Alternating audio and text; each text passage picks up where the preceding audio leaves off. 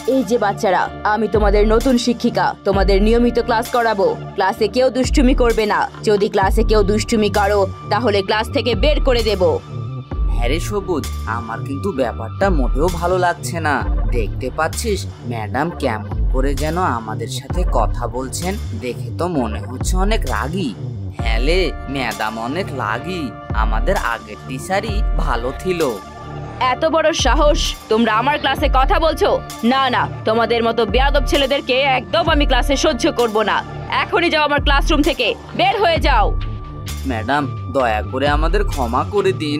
আমাদের ভুল হয়ে গেছে। আমরা আর ক্লাসে কথা বলবো না। তোমাদের সাহস তো কম নয়, আমার মুখে মুখে কথা বলছো। এখনই ক্লাসরুম থেকে বের হয়ে যাও। এরপর তালহা এবং সবুজ মন খারাপ করে ক্লাসরুম থেকে বের হয়ে গেল।